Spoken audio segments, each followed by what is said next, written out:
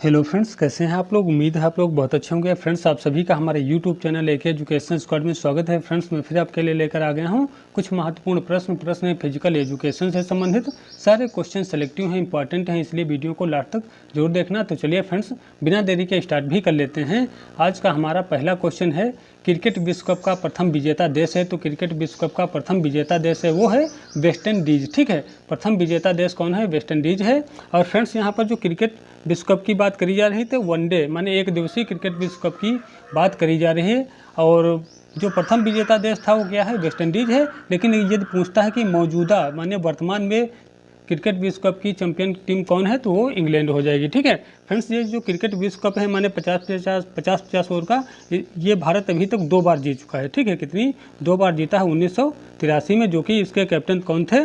1983 में कपिल देव थे। ठीक है, फिर उसके बाद जीता है 2011 में। ठीक है, कब? 2011 में। इसमें महेंद्र सिंह धोनी कैप्टन थे। ठीक है, तो इतनी बात आप याद रखिएगा। आगे देख लेते हैं प्रश्न नंबर 2। कबड्डी खेल में लोना के कितने अंक दिए जाते हैं? तो कबड्डी का जो खेल होता है उसमें लोना शब्द आता है। ठीक है, लोना के 2 अंक दिए जाते हैं। ठीक है फ्रेंड्स, यहाँ पर जो लोना है, ठीक है, लोना का मतलब यही होता है जब एक टीम अपने सामने वाली टीम को पूरी तरह से ऑल आउट कर देती है, तो जो टीम ऑल आउट करती है उसको 2 अंक अतिरिक्त माने एक्स्ट्रा दिए जाते हैं। उनको क्या बोलते हैं? लोना बोलते हैं। ठीक है, देखो ध्यान से समझिए। देखो, 2 टीमें होती हैं। ठीक है, एक टीम जब अपनी सामने वाली टीम को, ठीक है, पूरी तरह से ऑल आउट कर देती है, तो ऑल आउट करने पर उसे 2 अंक अतिरिक्त मिलते हैं। ठीक है, 2 अंक एक्स्ट्रा दिए जाते हैं जो टीम ऑल आउट करती है उसको।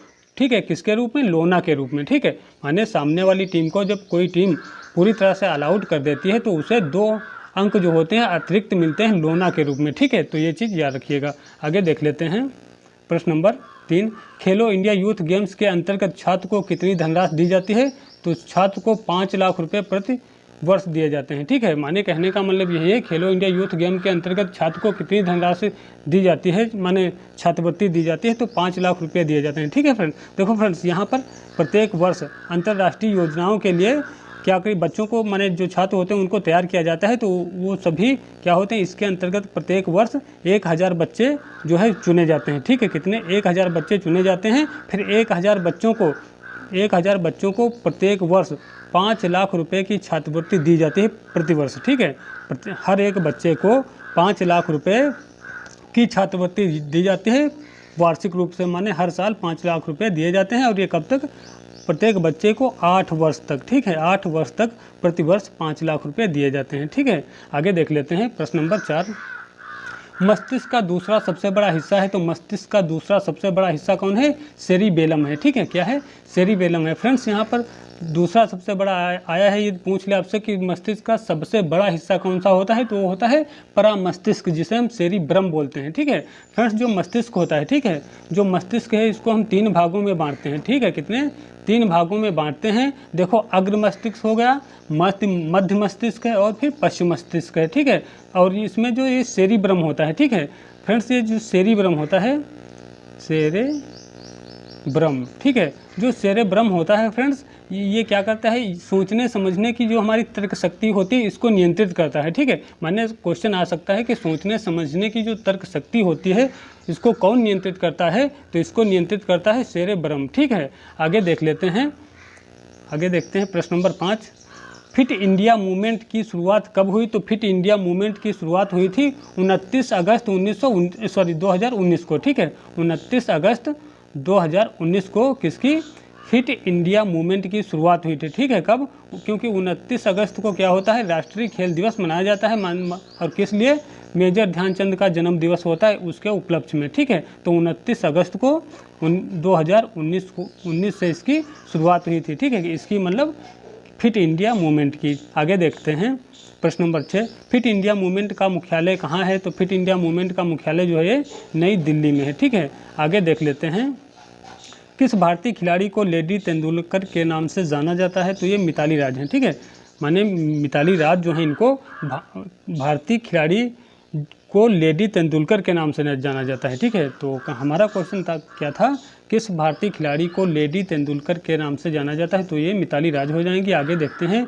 प्रो कबड्डी लीग की शुरुआत कब हुई है? तो प्रो कबड्डी लीग की शुरुआत हुई 26 जुलाई 2014 से। ठीक है, 26 जुलाई 2014 को किसकी शुरुआत हुई थी? प्रो कबड्डी लीग की। आगे देख लेते हैं प्रश्न नंबर 9, प्रो कबड्डी लीग का स्लोगन क्या है? ठीक है, प्रो कबड्डी लीग का जो स्लोगन है वो क्या है? ले पंगा। प्रश्न नंबर 10, कबड्डी खेल में रेडर के पास रेड के लिए कितना समय होता है?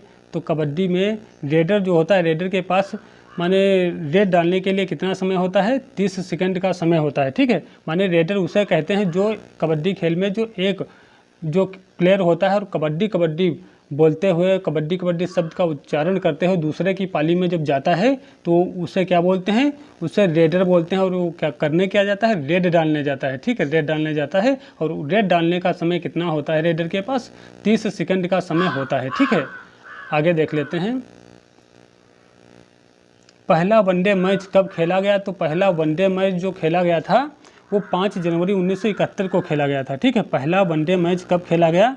तो 5 जनवरी 1971 को खेला गया था। ठीक है फ्रेंड्स, कब? 5 जनवरी 1971 को खेला गया था। कहाँ पर? मेलबर्न क्रिकेट स्टेडियम में। ठीक है, 5 जनवरी 1971 को खेला गया था।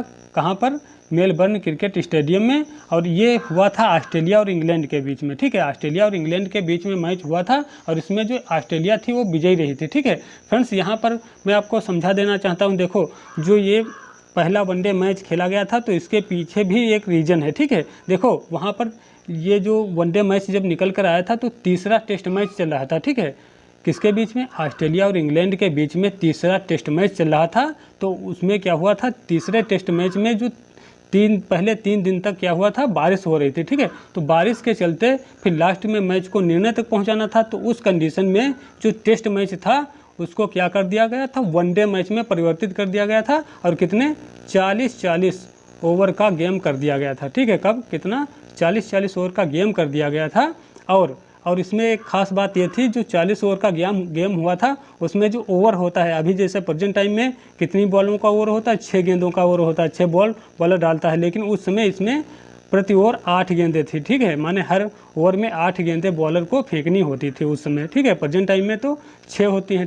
ठीक है, लेकिन उस समय जब ये 40-40 ओवर का पहला गेम हुआ था तो उस समय ओवर जो था वो 8 गेंदों का था। ठीक है, कितने? 8 गेंदों का ओवर था। ठीक है, तो ये कुछ इसकी कहानी थी।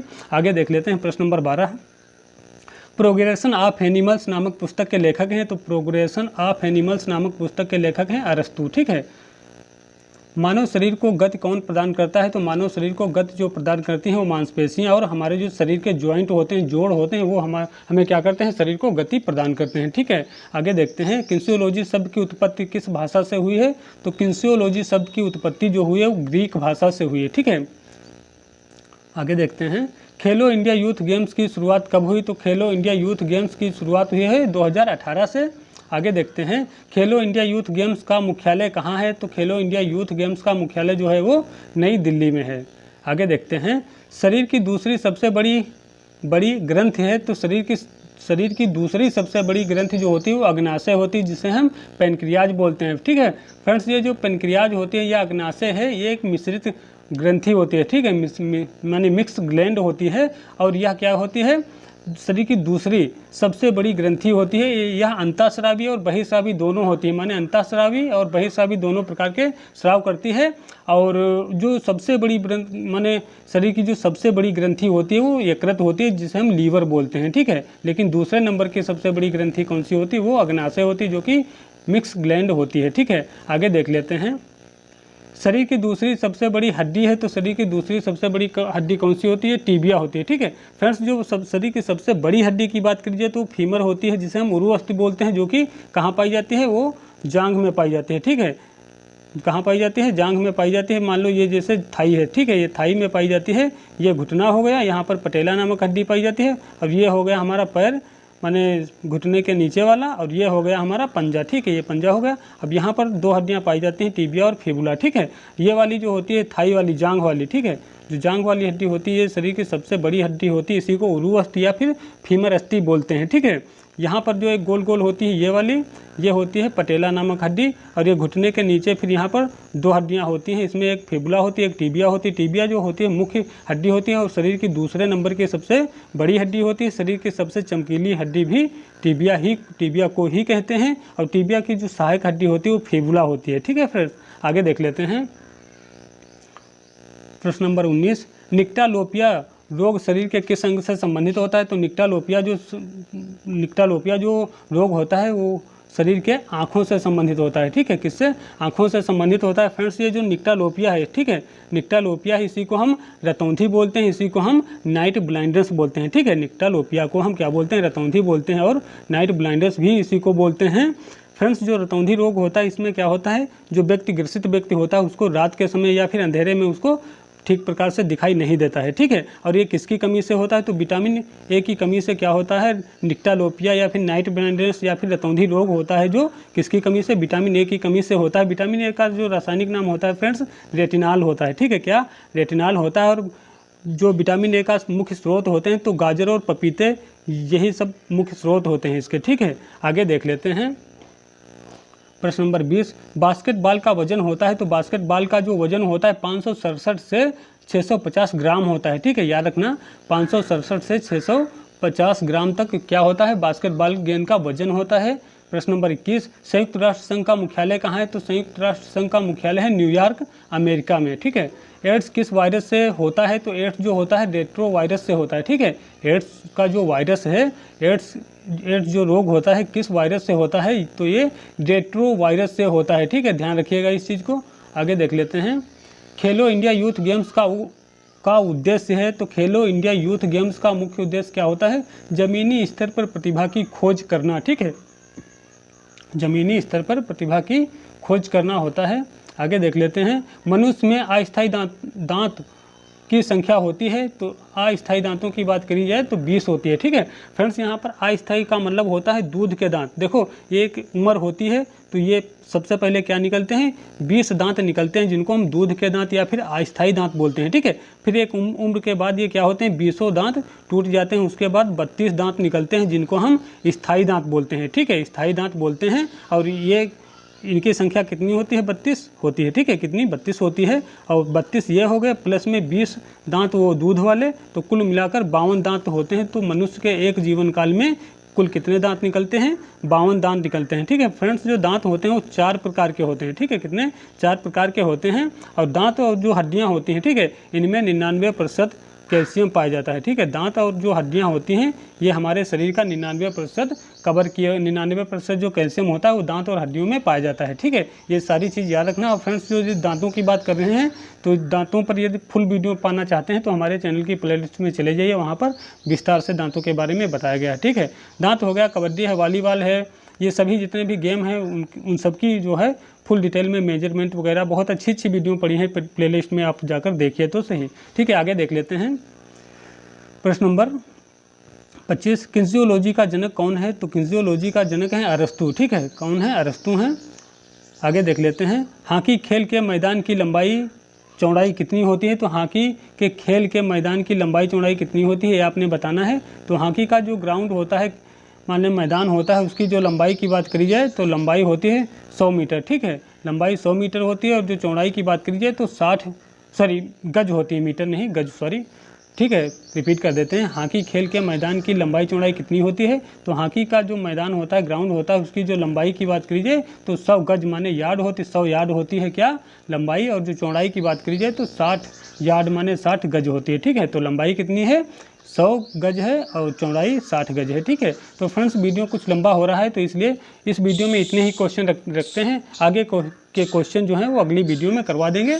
तो ठीक है फ्रेंड्स, मिलते हैं कल फिर एक माने इसी क्वेश्चन के साथ में कल फिर। तब तक के लिए जय हिंद, जय भारत। यदि वीडियो अच्छा लगा हो तो वीडियो को लाइक जरूर कर देना। यदि चैनल पर नए हैं तो चैनल को सब्सक्राइब कर लेना, साथ में बेल आइकॉन जरूर प्रेस कर देना, ताकि जो भी वीडियो डालूँ उसका नोटिफिकेशन स्वतः आप तक पहुँच जाए। मिलते हैं कल फिर, तब तक के लिए जय हिंद, जय भारत।